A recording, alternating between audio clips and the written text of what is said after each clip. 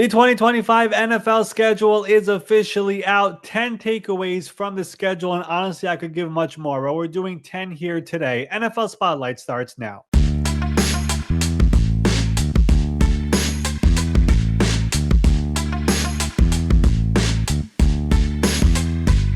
Welcome in. It is the Thursday, May 15th edition of the NFL Spotlight Show. I am your host, Ari Meirov. A very, very big day on the NFL calendar yesterday. All 272 regular season games. We finally know where it's placed, who gets the primetime games, who does not get any primetime games, who's on Christmas, who's on Thanksgiving, all those little details. We officially know it, and we have a lot of takeaways to go through here on today's show. Let me bring in my good friend Ben Allen. Ben, what is going on? We officially have the schedule. It is here. Your Baltimore Ravens are starting on Sunday Night Football for the second straight year versus the team that knocked them out in the playoffs. How are you feeling? Feel good. Yeah, man, I'm excited. There was definitely some interesting trends from the schedule this year. We've already talked a little bit about them. Let's get into it. Let's just jump right into it right now. What are the 10 things that were your biggest takeaways from this schedule release? You know, my first one actually, so I mentioned your Ravens before. I'll actually get to them here in a minute, but I'm going to start with a different AFC North team, and that is the Pittsburgh Steelers. And as we all know, for the last, I don't know, 2-3 months, we've been wondering who's going to be their quarterback, and everyone thinks it's going to be Aaron Rodgers, but we don't really fully know if it's going to be Aaron Rodgers. And part of me thinks that kind of benefited them here, that Aaron Rodgers has not signed on with them yet. And the NFL schedule makers did not know if he is or is not going to be there. And as a result, the Steelers' schedule is not as aggressive as it would have been if Aaron is currently on the roster. If we all remember last year, the Jets with Aaron coming back, really the last 2 years of Aaron on the team, they were primetime galore. Last year's schedule was insane. It was dysfunctional. They started the year with a Monday night game in San Francisco on the West Coast, and then came back to play Tennessee on the road. Then they had a Thursday night game. Then they had a Week 5 London game. Like, the NFL was trying to get Aaron Rodgers and the Jets as on much limelight as possible. So with the NFL not knowing if the Steelers are going to have Aaron Rodgers or not, they didn't get the max amount of primetime games. They only got 4, and the NFL was kind of picky and choosy about should we be aggressive or not. And like, again, we all think he's going to be there, but we don't know. And as a result, the NFL didn't go aggressive there, because if they did, there is a scenario where they're getting stuck with Mason Rudolph playing 7 primetime games for you. And you don't want that. So I did like the fact that the NFL was like, you know what? If Aaron's going to be there, that week 1 game is going to be against the Jets. Let's make it fun. So I do love that, but it is going to be a 1:00 game on Sunday in week 1 as a result. They cannot do a primetime game with that game knowing that we don't know if Aaron's going to be there or not. So I don't know if that was part of the plan of the Steelers thinking. I probably was not, but I kind of think the fact that Aaron was not there kind of helped them out of here to not have this crazy, weird schedule with Thursday night games and Monday night games and all these different things. All these other teams are getting Christmas and all these other stuff that that if Aaron was there, they would have gotten. I like it, Ari. It's a good way to start it off here. So, but you got anything else about my Ravens? You want to take that number 2? Yeah, let's stick in the AFC North here. And I want to mention the Ravens because, like I said before, for the second straight year, you look at the schedule, they're going to start the year with the team that beat them in the playoffs. Of course, last year, they were in that opening game of the season versus the Chiefs, who, of course, beat them in the AFC Championship game that year. And now this year, of course, they lost this past year in the playoffs to the Buffalo Bills in the divisional round. They opened the year now in week 1 on Sunday Night Football versus the Buffalo Bills. So trying to get that sour taste out of their mouth. They're going to see Josh Allen and the Bills right away. And it's interesting because if you look at their schedule, in the first 6 weeks of the year, 5 of them are against teams who made the playoffs this past year. But they also have a very interesting quirk in their schedule, which I realized if you look at the schedule from weeks 5 to 14, they go through a stretch where they have 3 straight home games, then 3 straight road games, then 3 straight home games again. It's a very interesting quirk in that schedule. They go week 5 at home versus the Texans, week 6 at home versus the Rams, week 7 is a bye, week 8 they're home again versus the Bears. So basically a full month. They never leave Baltimore, but then pack up your bags. They're going to be on the road 3 straight weeks with week 9 at the Dolphins, week 10 at the Vikings, week 11 at the Browns. So 3 straight road games. Teams don't like that. I know the Tennessee Titans also have that. The Patriots also have that. The NFL has to do it somewhere. So these teams did get it on their schedule this year, and then keep going on that schedule. Right after that 3-game road trip, they get 3 straight home games again, with week 12 at home versus the Jets, at home week 13 versus the Bengals, and at home again week 14 versus the Pittsburgh Steelers. So I found that quirk in all of it to be very, very interesting. Again, no team loves having that 3-game road trip, but if you squeeze in 3 straight home games in between both of them, a sandwich, kind of like a baseball schedule, if I'm talking out loud right now, I guess the Ravens will end up being okay with it. But that was another quirk over here that I found very interesting. And takeaway number 2 here on this list. Let's keep it going here. And really, the holiday schedule, every single year people complain about the holiday schedule. The NFL is always going to have crazy ratings because regardless, everyone is going to watch Thanksgiving, Christmas. Of course, the NFL is now taking it over. They don't care about the NBA also having games there. But usually the NFL, knowing everyone's going to watch anyways, they don't actually go out of their way and try to put good games. Like last year, they put the Giants and the Cowboys, and nobody really had high expectation for the Giants last year. So in the end, that game ended up being, I think it was Cooper Rush versus Tommy DeVito, but of course they never knew that before that. But the point is, they never really tried so hard to put amazing games there. This year, on paper, right now here in May, the games that they put for the holidays is outstanding. And Thanksgiving, Packers, Lions, 2 playoff teams from a year ago. Chiefs and Cowboys, in that middle slot there on CBS on Thanksgiving. The NFL record for views in a regular season game is about 41.5 million, I believe, or somewhere in that range. This is going to top that. You could say it right now here in May. Chiefs and Cowboys on Thanksgiving in that middle slot is going to set some records for the NFL. And then the nightcap is Bengals and Ravens there. In the nightcap, of course, last year, the Bengals and Ravens played twice. It was both outstanding games. Hopefully we get a healthy Joe Burrow, healthy Lamar Jackson. That is a pretty awesome Thanksgiving schedule there for the NFL. And you look at Christmas, they're going to have 3 Christmas games this year. The NFL announced a few months ago that moving forward, every single year, they're going to have 3 Christmas games, regardless of what day Christmas falls out. This year, love it as well. You get the Cowboys and Commanders. Again, Commanders, obviously, very hot team coming off last year. They have 8 standalone games this on their schedule this year. 5 primetime, 3 other types of games like Christmas and a Madrid game and all these different things as well. So 8 standalone games in total for the Commanders. That is a really good game. Lions and Vikings on Christmas as well. That's a 15-win team and a 14-win team from a year ago. And then Broncos and Chiefs in the nightcap on Christmas to wrap it up of your 2 teams who made the playoffs last year as well. Year number 2 for Bo Nixon. Of course, we know the Chiefs. They are the Chiefs. So overall, the holiday schedule this year is awesome on paper. Again, you never know what's going to happen once we get there. There could be injuries. There could be some way, somehow these teams stink. But right now, the schedule looks awesome for the holiday slate, and the NFL truly went all out with that. Takeaway number 4 here for me. I was a bit surprised that the Tennessee Titans didn't get a primetime game. Now, every single year, I put out the full list of how many primetime games every single team in the NFL gets.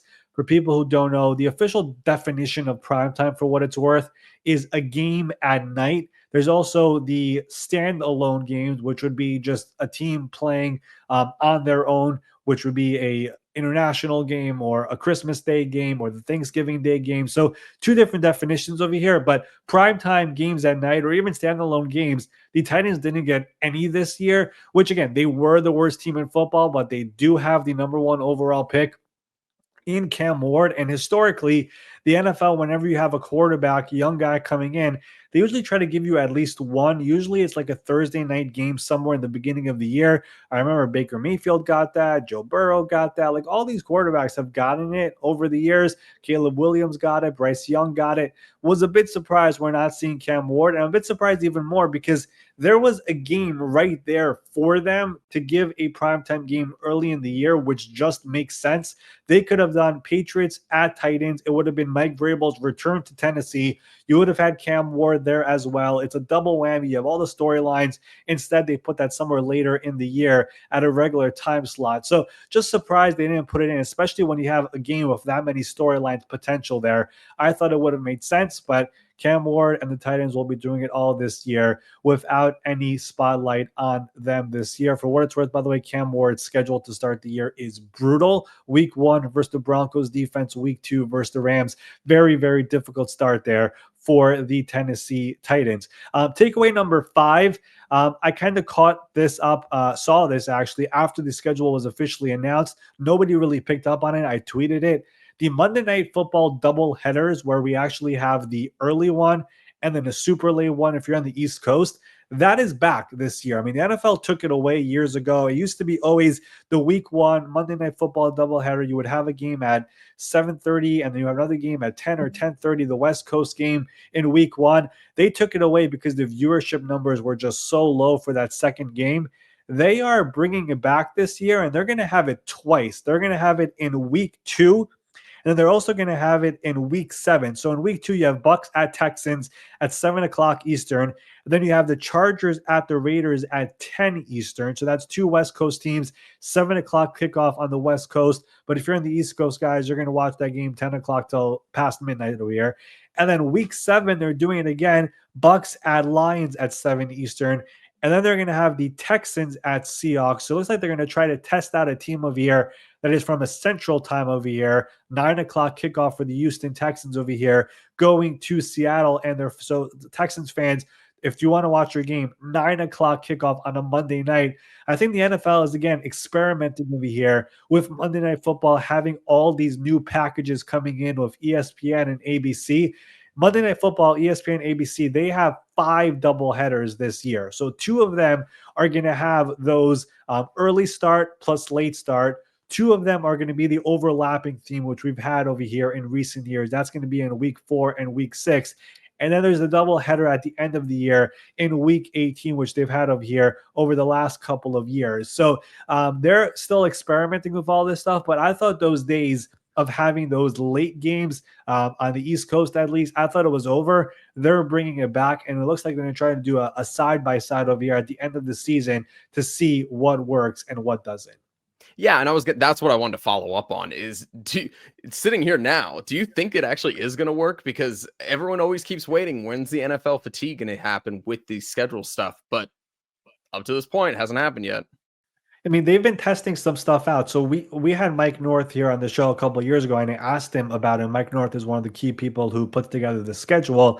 And when ESPN and ABC did their new TV package, which they agreed to a few years ago, part of it was getting all these double headers. And the NFL and the schedule makers have been trying to figure out what brings in the most ratings. In previous years, when they had that doubleheader in week 1, where it was the early game and the late game, that late game, usually it was like a Raiders-Chargers game or a Broncos-Chargers game. Like it was always that AFC West matchup. Whenever that happened, the ratings for that second game were always super low. And the NFL week 1, you want to have that, banger ratings. So it didn't make sense for them. They're not going to do it in week 1 this year, but they're bringing back over here for week 2 and week 7. And they're still going to experiment with all these different doubleheader ideas that ESPN and ABC want to do. I mean, the one thing that I've realized, and I'm a big media nerd in all of this, but they are ESPN and ABC is like all in with the NFL. I mean, you obviously have these double headers. They're getting a Super Bowl in a couple of years. You see ESPN bringing in all these new NFL people with them. There's negotiations going on right now about purchasing NFL Network. There are a lot of things going on right now where the NFL really wants to be all in with ESPN. So they're trying all these different experiments to see what works best over here, utilizing ESPN and all their people that they have. So this is another experiment over here. And again, at the end of the season, the NFL goes through all their analytics and all the numbers and sees what works, what fan bases work, who tuned in, who didn't tune in, to basically get all those numbers and figure out what's going to work in the future. I like it. What you got next? Yeah, let's go over here. I believe I'm up to number 6 when it comes to all of this. But Eagles and Commanders, I mean, they were the 2 best teams in the NFC East last year, of course, met up in the NFC Championship game. I was looking forward to seeing the rematch somewhere early in the year. I found it interesting. They do not play each other until week 16 when they're going to have a Saturday doubleheader on Fox. And that was interesting to me because the NFC East, very, very fun division every single year. I think they've now got 19 or 20 straight years of a new division winner. They've never had a back to back winner in basically 2 decades now. So obviously the Eagles won last year. Are they going to repeat or not? But Eagles and Commanders not playing each other until that late in the year is fascinating. So they're going to have week 16, they're going to play each other. Then again here in week 18 to close out the season. So 2 times in 3 weeks to finish up the year, and nothing else from week 1 to week 15 between the two teams who were on top of the division a year ago. I found that part to be very, very interesting here as well. Takeaway number 7, I believe we're up to over here, sticking in the NFC East. I kind of feel bad for the Giants, man. This Giants schedule is a gauntlet, and we knew it was. They have the hardest schedule in the NFL when you go by the records from last year, which is not the best statistic to work with, but the teams they're playing here this year are the AFC West, the NFC North. I mean, we know the AFC West, that's Chiefs, Broncos, Raiders, Chargers. NFC North, we know it. 3 playoff teams a year ago with the Vikings, Lions, Packers, and of course, the Bears, who now have Ben Johnson. And on top of that, the Giants, of course, have the NFC East twice every single time with the Cowboys, Commanders, and Eagles. So I look at this Giants schedule and how it all panned out. I mean, we know how big of a year it is for Brian Daboll and Joe Shane, and the fact that they did draft a quarterback here in the first round with their second first-round pick in Jackson Dart. I look at it, there's a scenario where if this season doesn't start off well, we're going to be seeing Jackson Dart sooner than later. They're scheduled to start the year on the road, back-to-back games, Commanders and Cowboys. So right off the bat, 2 straight NFC East games. Then they have the Chiefs on Sunday Night Football. Then they have the Chargers. So those first 4 games, I mean, that is a gauntlet right away. And then you get a bit of a even ground versus the Saints in week 5, but then it gets hard once again. You get the Eagles, the Broncos, the Eagles again, the 49ers, the Bears, the Packers, the Lions. I mean, that first 12 games of the year with no buys, by the way, their buy is all the way in week 14. That is an insane schedule. And they end the year with Commanders, Vikings, Raiders, Cowboys. I mean, this schedule for the Giants is going to be hard. And don't get me wrong, their roster is definitely improved compared to where it was last year. I expect Russell Wilson to start the year, but considering that schedule, we'll see how long he actually lasts. We're going to see Jackson Dart at some point this year based off this schedule over here. And it's going to be a year where they need to win and show improvement on this roster in order to survive. I still believe Brian Daboll, he drafted Jackson Dart. He should be there at a minimum 2 years with Jackson. But if this year does not go well, and considering this schedule, it's going to be a bit of a long year here for the Giants. So that's a very, very difficult schedule there for the Giants. Looking at it, they're up for the challenge. I'm looking forward to it. Their defense, by the way, I think is going to give trouble to a lot of teams, especially the defensive line with now Abdul Carter, Dexter Lawrence coming back from that end of season injury, Brian Burns year 2, Kayvon Thibodeau is still there. You still have players now like a Bobby Okereke. They're expecting, Deontay Banks to step up, and they signed Paulson Adebo, and they have Javon Holland. The defense should be good, but at the same time, this is a very, very difficult schedule. 3 of the toughest divisions they're basically playing here this year on their schedule. That's the way it shook out. That's the way it's going to be, but it's going to be a very, very difficult one there for the Giants. Strength of schedule, again, not the best stat. Giants have the hardest schedule in the NFL if you go based on that stat. Takeaway number 8 over here for me, the Minnesota Vikings schedule is a bit of a dysfunctional one. It kind of reminds me again of the Jets one from last year. Remember, the Jets, like I said before, they started the year Monday night versus the 49ers. That is West Coast. Come back to the East Coast on Tuesday morning to practice for their week 2 game, which will be against the Titans, which is Central Time. Then they come back home for a Thursday night home game versus the New England Patriots. A short week there. Week 5, they're going to London. Jets had a crazy schedule. I spoke to some people there before they were let go. They would tell you, listen, we're not going to make excuses, but that schedule to start the year was not a fun one. The Vikings have a bit of a similar one. I mean, week 1, They start off Monday Night Football versus the Chicago Bears. Week number 2, primetime again, Sunday Night Football. They take on the Atlanta Falcons. Week number 3, a regular 1 o'clock Eastern game. It's going to be against the Cincinnati Bengals. Obviously, a very difficult matchup. And then from there, they're going to Dublin for a game. Then they're going to Ireland then they're going to London for a game. So they're going to have back-to-back international games in 2 different cities. Yes, is it close to each other? Yes, but they're still going to have to be international basically for 2 consecutive weeks. Then they have their bye. They come back to have a 1 o'clock game. And then once again, they're having a short week game on Thursday Night Football. Just there is no rhythm here with the schedule, and especially when you have a young quarterback in J.J. McCarthy who's going to be starting for the first time in his NFL career.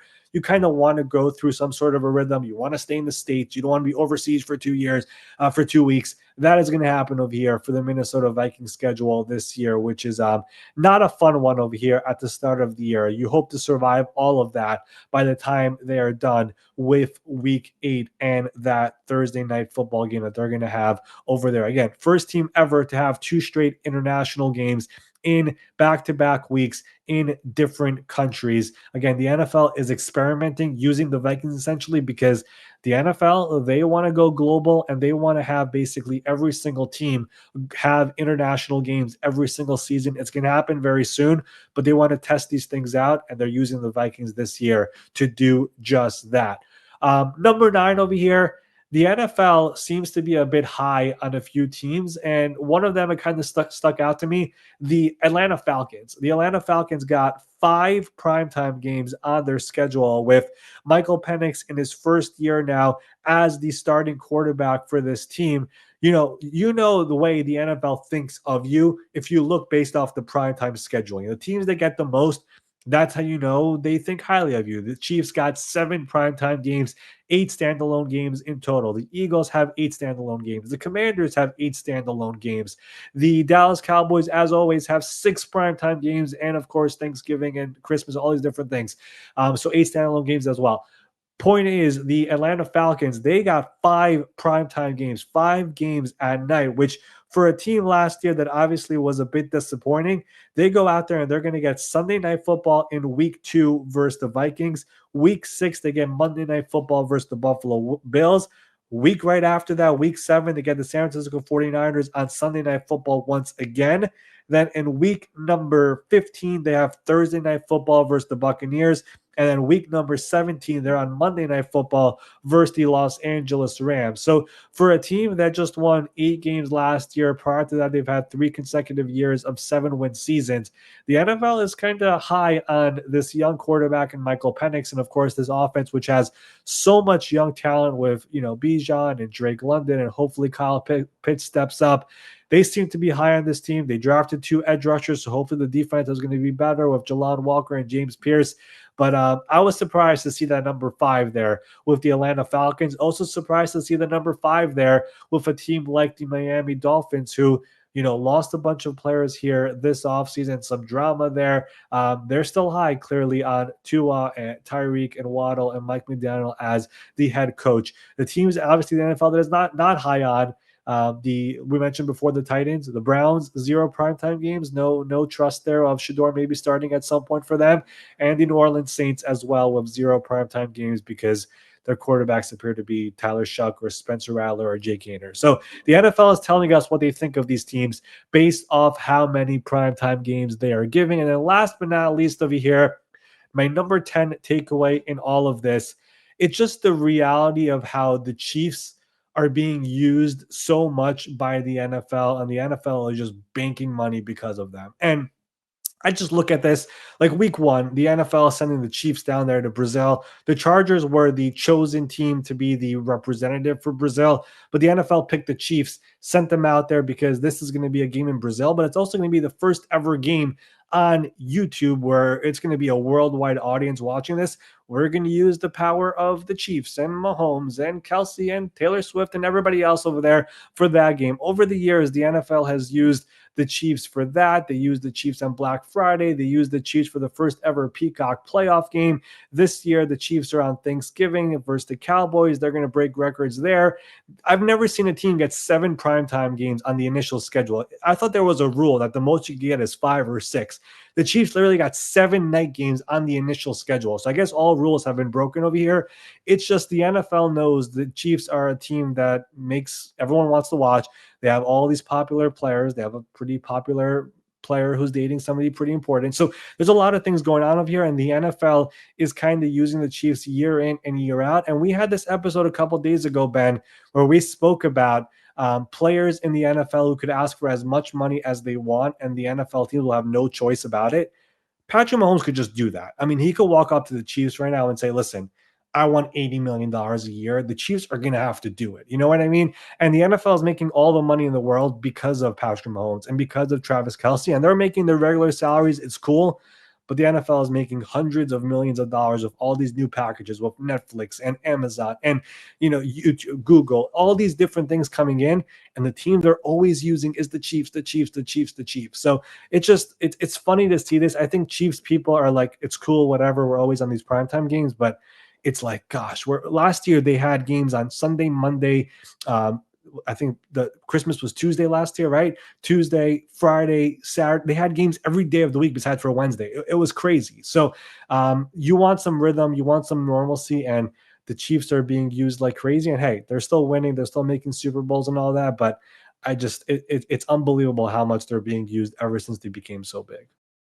It's not going to change until something breaks, right? It's not going to change until they're not in the Super Bowl every year. It's not going to change until there's a breakup. There's not going to change until Mahomes decides, you know what, I'm going to hang it up, right? I mean, it's going to take something like that for them to take away, like, they're just easy to market.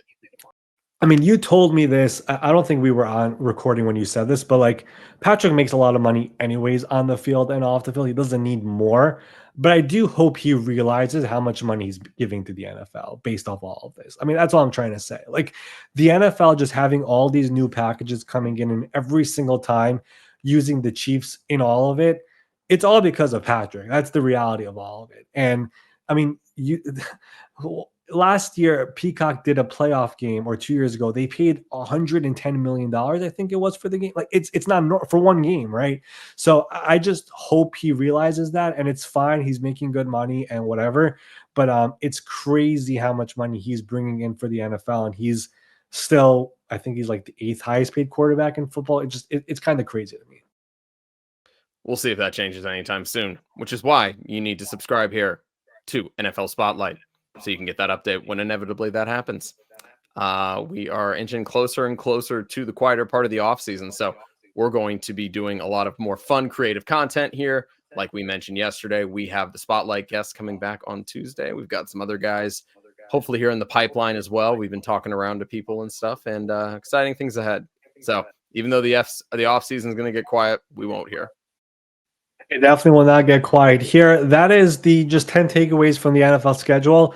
I'm still going to, I mean, I don't think you are, Ben, but I'm still going to be diving into all of this here in the next couple. Yeah, you're not. I know you're not, but I'm still trying to find out of here some other interesting quirks, some other interesting details here of the schedule, trying to see what the NFL is thinking big picture when it comes to all of this. And if there's anything interesting, we will also share it here on NFL Spotlight. But we will officially be back here tomorrow here on Thursday, talk more about the NFL, anything else that is going on. There was a big extension in Baltimore, by the way, here on Wednesday in the NFL. We'll probably talk about it here tomorrow with Derrick Henry, but all of that and more on tomorrow's episode. We will see you all here